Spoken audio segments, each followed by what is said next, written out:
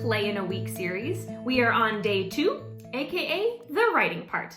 By this point, you should have gathered all the people that want to participate in your Play in a Week, made sure that they're all on the same page, and gathered your writing supplies, whether that's a laptop or pens and paper. As I mentioned in video 1, our Play in a Week series is inspired by ETC's Play in a Day program. So the process that I'm going to be explaining to you for writing today is really based on our experiences with working with groups and in classroom settings. If you've written plays before or told your own kinds of stories, please feel free to use whatever process you're most comfortable with. We will be writing today with a narrator in mind as well, since we found that when you're working with a group of people of different ages and different abilities, a narrator can be a really helpful character to have around. I'm going to recommend that you want to set aside about an hour for this part of the process. Go ahead and gather up everybody that said they wanted to contribute to the writing part and have one person take notes.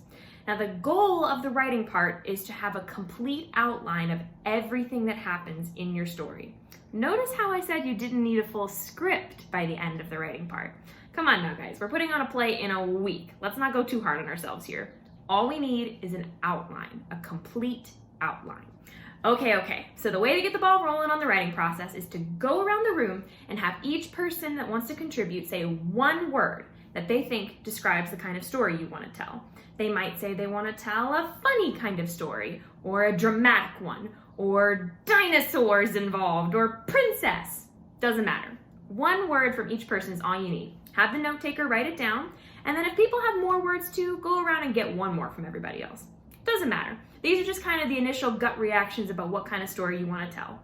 Get a little bit from everybody, and from there, we're going to turn it into a cohesive story.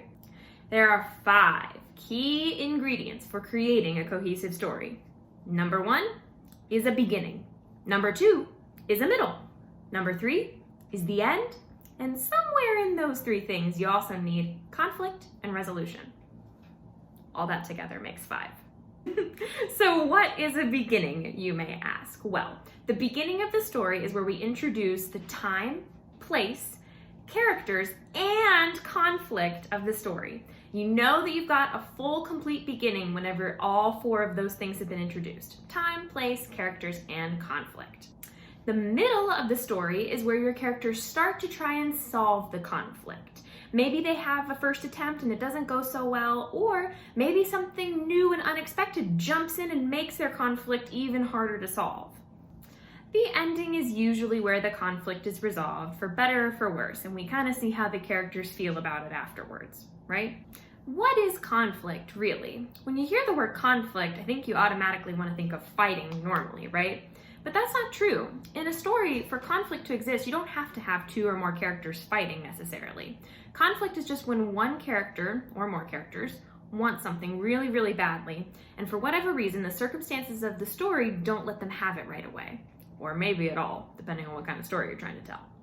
A little silly example could be that perhaps the conflict of your story is that your characters really want some ice cream on this hot summer day, but they can't get ice cream because all the grocery stores are out and their favorite local ice cream store is closed. So, what are they going to do? How are they going to solve that conflict and get their ice cream? This is where the resolution comes in. Your resolution can be as simple or as complex as you want. It just means the characters either get what they want or they don't. Just depends on what kind of story you're trying to tell. Maybe these ice cream loving characters that I was using an example of go on a cross-country road trip to go find an ice cream shop that is open. Or maybe they don't get the ice cream, but they decide they like cake too, and cake is widely available. So that's their resolution. The best part of all of this is that you get to decide what happens in each of these parts. And please, don't think that any idea is too ridiculous or silly or whatever. Don't censor yourself. Just have fun. And make sure that the ideas that you write down are going to be fun for you to act out for your friends and family. If you're having trouble getting started with your story, no problem. I've got a really fun activity you can try with everybody called one-sentence story.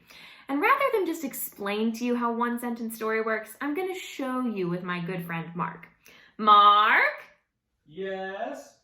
Look guys, it's Mark. Okay, so we're going to demonstrate for you how a one-sentence story works. One person is going to start, me this time, and they're going to begin by starting a sentence with once upon a time, and then they'll finish it however they want. Then it continues to the next person, and so on and so forth, like this. Once upon a time, there was a cute little piggy named Pete who really wanted some pizza.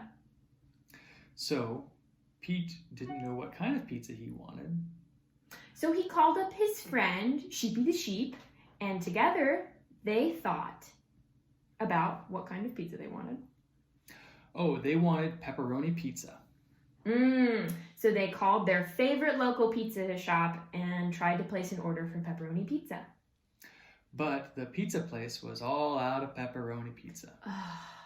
And on it goes, right? You get the point.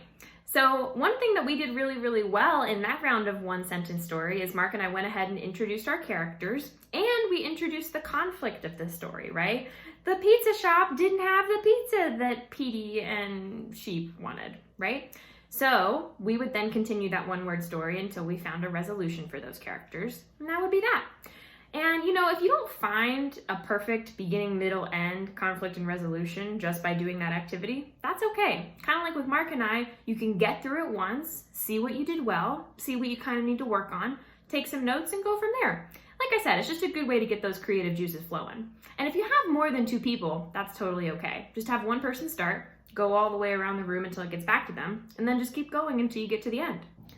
Once you've got your full and complete outline of everything that happens in your story, you should know who all of your characters are too by that point. Go ahead and gather up all the people who want to perform in your play in a week and decide who's going to play what part, including the narrator. And if there are any disagreements or tension over who gets to play what part, maybe you can keep things simple by drawing names out of a hat. If you have a lot of characters in your story, it's not a bad idea to let each person play more than one character too. The only person that probably shouldn't do that is the narrator, because remember, they're going to be having the bulk of the text to speak, with maybe an actor chiming in with a line or two here and there, but the actors are mostly going to focus on physically expressing their characters and acting out everything the narrator says, right? Well, guys, it sounds like we've got our story for our play in a week. It's so exciting. Check in with us tomorrow, and we're going to release day number 3, the designing part. It's going to be so much fun. I can't wait to see what kind of stories you guys have created and how you're going to bring them to life. Thank you so much for tuning in with us today, and I'll see you tomorrow. Bye!